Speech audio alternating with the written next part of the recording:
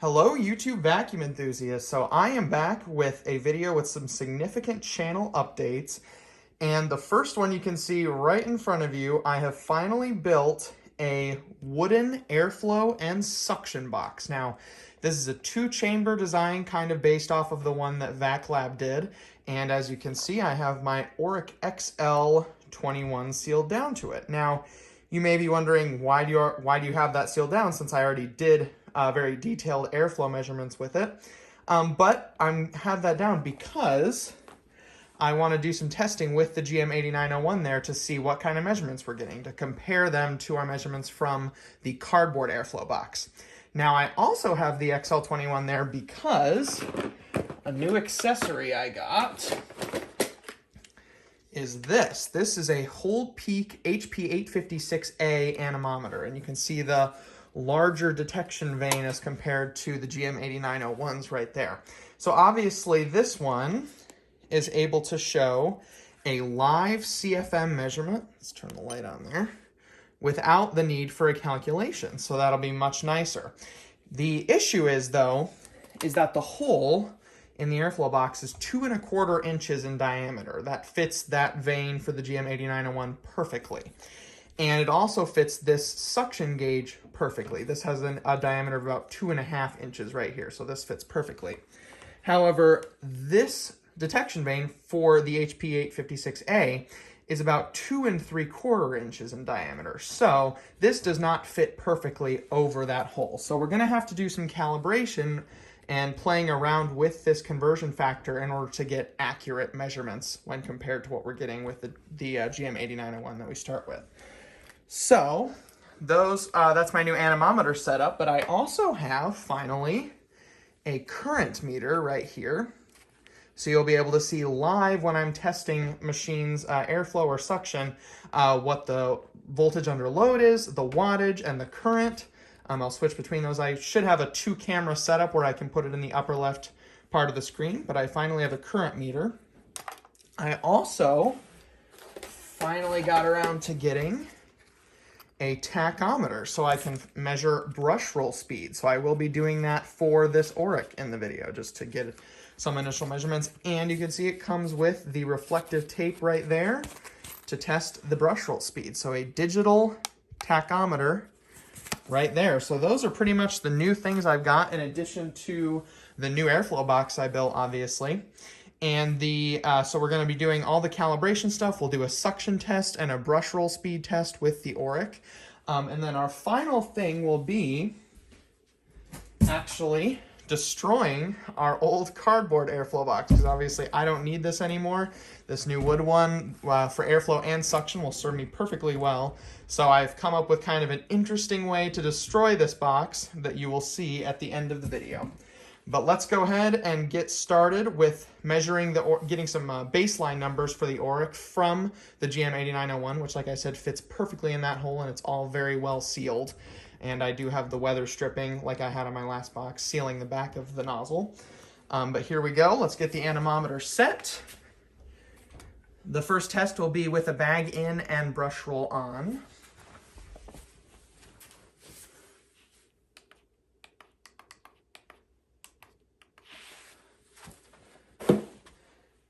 And away we go.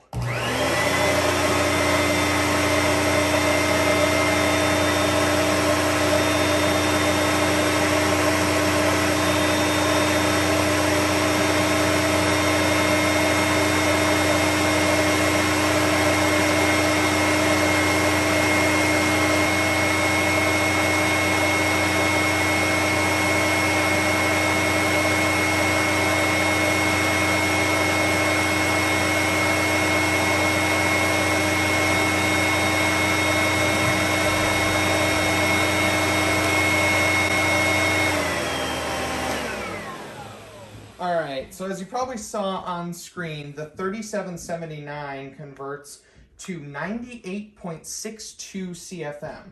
Now, the same measurement on the old cardboard airflow box with the bag in on high, 94.53. So that's a pretty nice, over 4 CFM jump that we're seeing, which definitely tells me that this box is very well sealed and is certainly not leaking. We're getting some very good numbers. to compare to when we're calibrating the HP856A. So next we're going to go ahead and do bag in on low speed and see what we can do.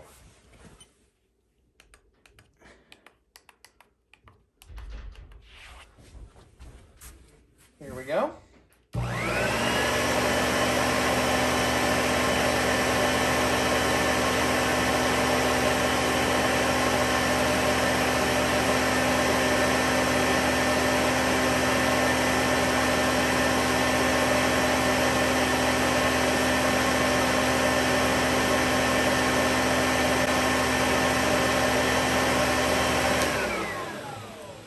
Okay, so at 3071, we're at, as you probably saw, 80.15 CFM.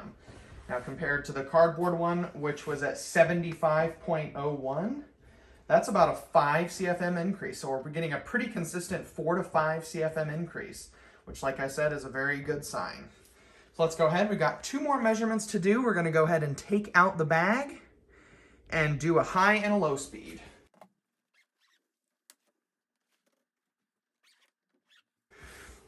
All right, so the bag is removed. As you saw, it's a totally clean, genuine Auric HEPA bag. And we're gonna start on high like we did with the bag in. And let's see what we can pull. High speed, no bag.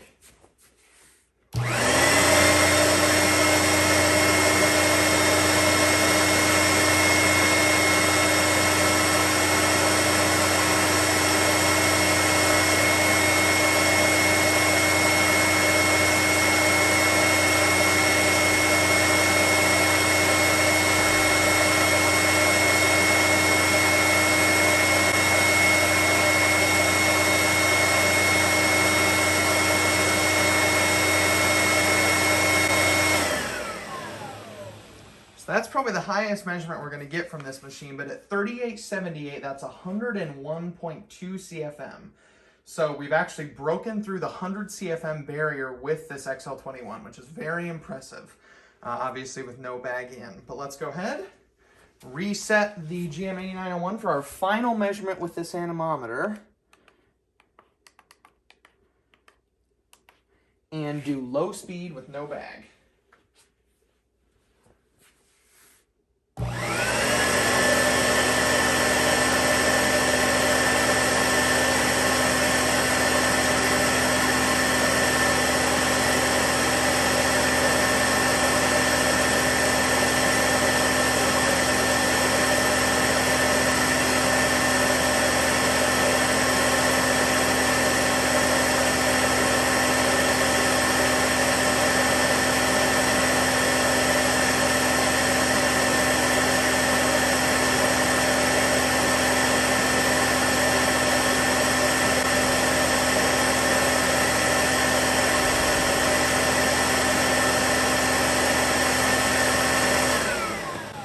So at 3189, we're at 83.23 CFM, which compared to the cardboard airflow box measurement, let's see, low without bag was 79.12. So again, about a little over a 4 CFM improvement. So we're pretty consistent on 4 to 5 CFM improvement over the cardboard airflow box.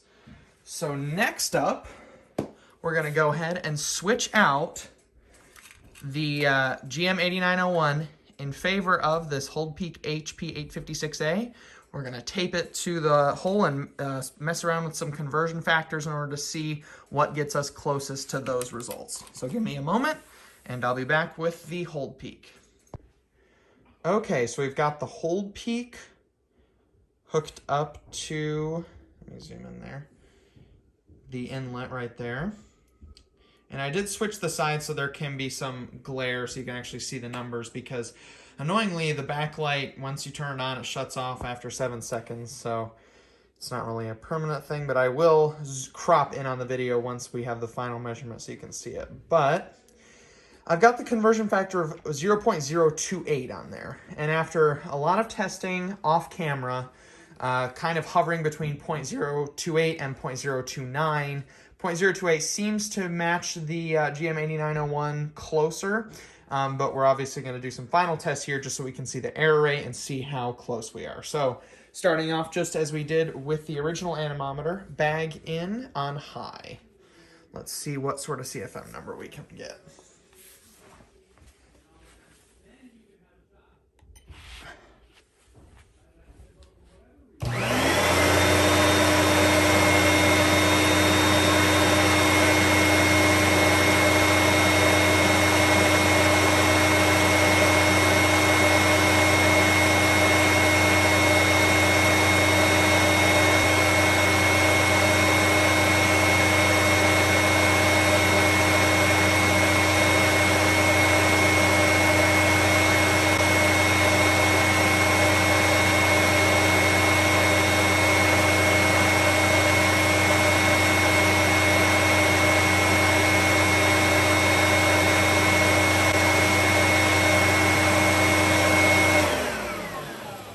Okay, so we're at about 99 CFM exactly.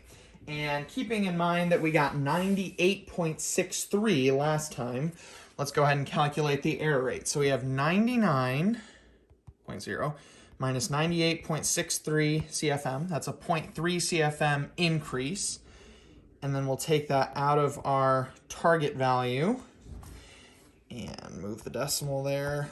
And that's a 0.37% increase. So that's a very small error rate, significantly less than a 1% error rate. So that's perfect. That's exactly what I'm targeting. So the next measurement we're going to go ahead, let me reset the anemometer here. It'd be very nice if you could leave the backlight on this, but unfortunately it shuts off after 8 seconds. We're going to put the max value. There we go. And the value that we're shooting for, bag in on low, is 80.15 CFM. So let's see how close we can get to that.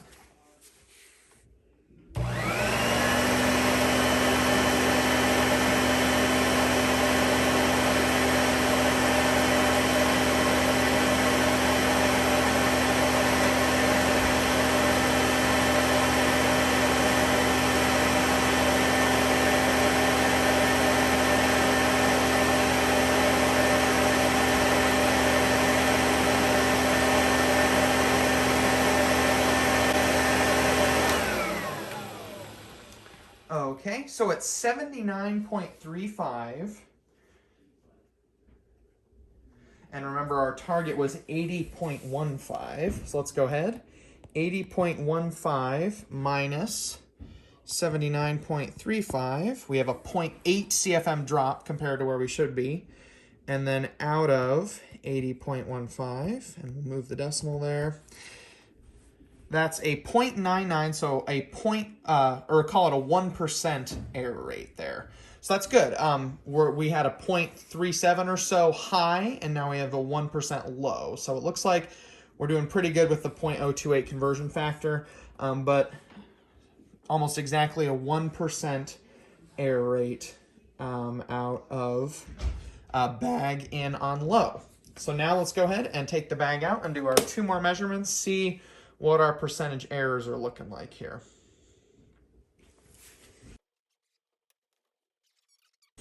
All right, so the bag is out, and I reset the anemometer. So we're going to start on high speed. This is no bag in.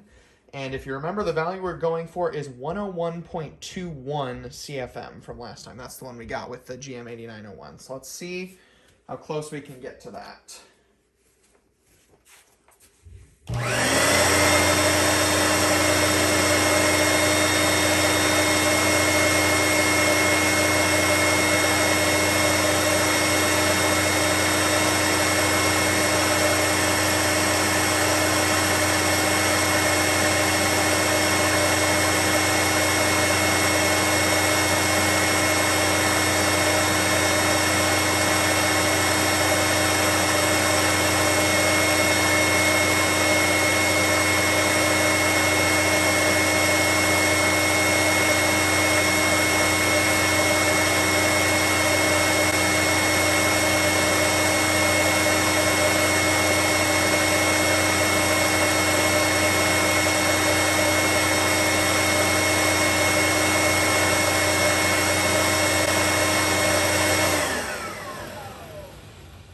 Okay, so at 101.8, we're a little bit high, but that's a 0.59 CFM increase from where we should be.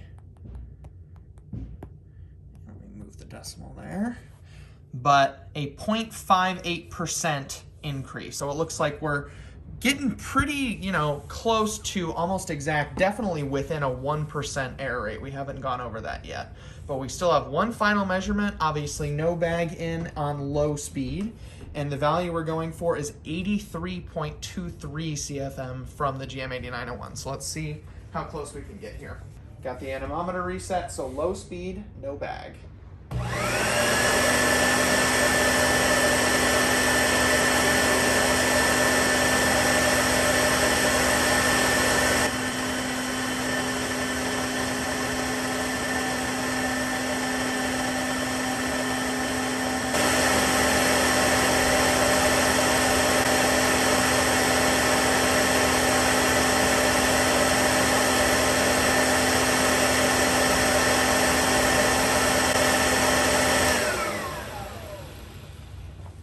All right, so we're at 82.63, so a little bit low, but 83.23 is our target.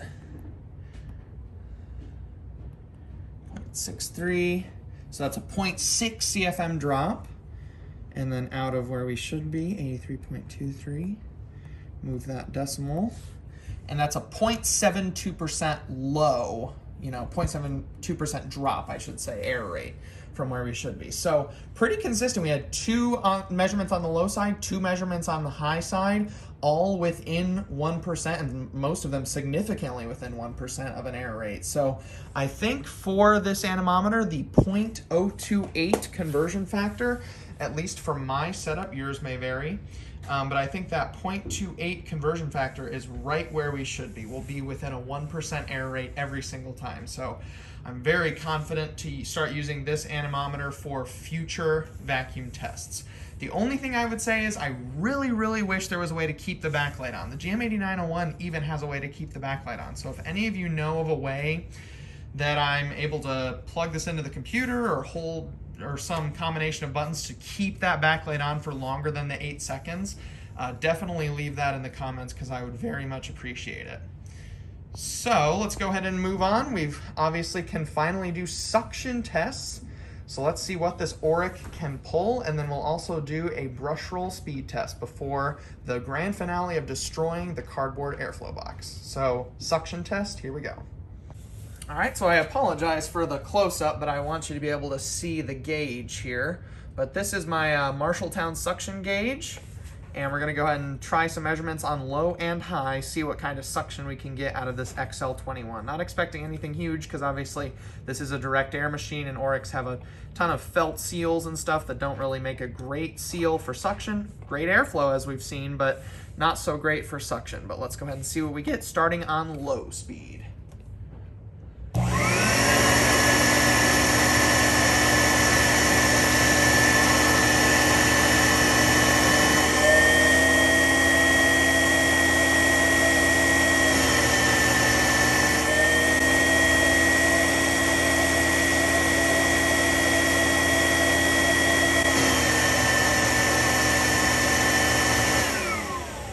So I saw about 17 or 18. I'll put that live in the video, though, what the exact measurement was once I can review the footage. But 17 or 18 inches of water lift. And let's go ahead and see what we can get on high.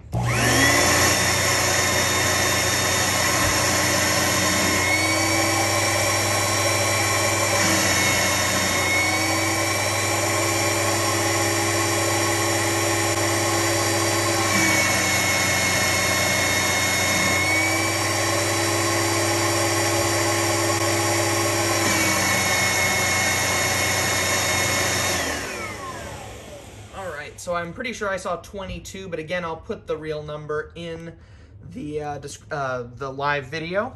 So we've got one more test to run on this XL21. We've got the tachometer right here. Let's go ahead and get set up for a Brushroll speed test. We'll do that on low and high. All right, so the XL21, as you can see, is in position for Brushroll speed test. we do have, let me find it here, our reflective piece of tape right there on the brush roll. Let me just put the machine up in this way so we can get a better view of the number. But let's go ahead and start on low speed and see what we can get.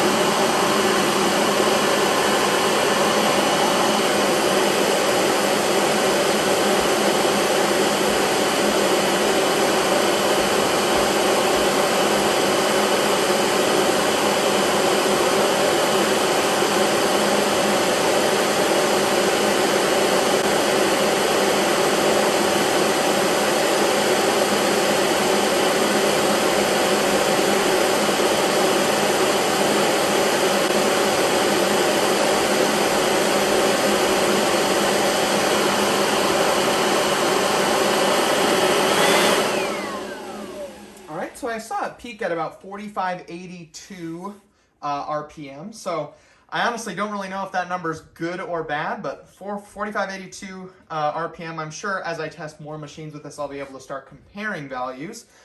But next up, let's go ahead and try it on high.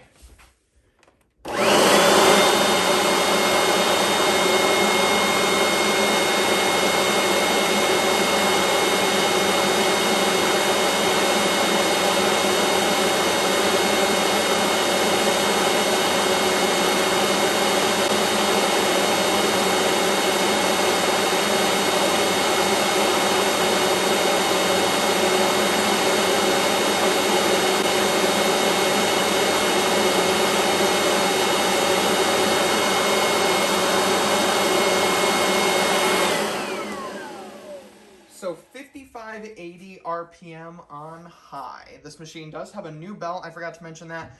And I did sort of pre-warm it up for about a minute just to get the motor spinning and the grease, settled in there. But obviously it would continue to tick up a little bit as you continue to use it. But 5580 RPM and high. And so that's pretty much all the tests that I'm going to be doing on my XL21. I'll definitely be doing more machines with the HoldPeak. My Kirby Avalier 2 should be coming up. I really want to see what that gets in comparison to the Avalier 1 in both CFM and Brushroll speed. My Hoover convertible, and many more machines to come. But we've got one final thing for you. Let's go ahead and destroy my old airflow box in a very creative way. So you may be wondering why my Sanitaire S661 is on my old airflow box. Well, since this is my highest CFM machine by far, almost 200 CFM even with the bag in and the brush roll spinning, I thought it would be a good idea to crush my old airflow box by covering up the detection hole right there and letting this machine crush the box. Let's see how we get on.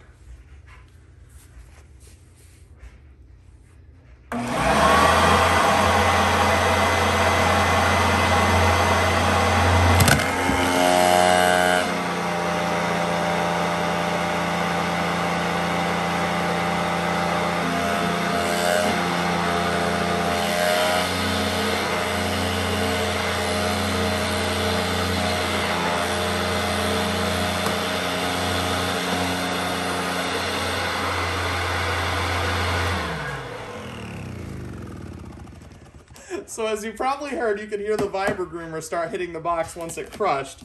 But I think, looking around here, that is a pretty good result for crushing this box. And that just shows the power of the Sanitaire. Now for the final crushing, just to get it really flat, because I did have to have these two pieces of wood in here in order to get a good seal, let's go ahead and just bash this with one of the heaviest machines in my collection, the Royal Power Cast. Alright, so this is 26 pounds of aluminum. And let's say goodbye to airflow box number 1.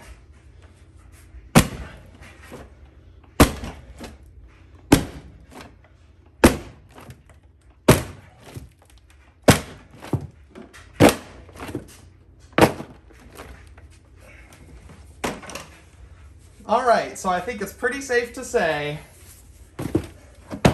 we can bury airflow box number 1 and thankfully move on to airflow box number 2 with suction. So thank you guys very much for watching, and I will see you again in the next video.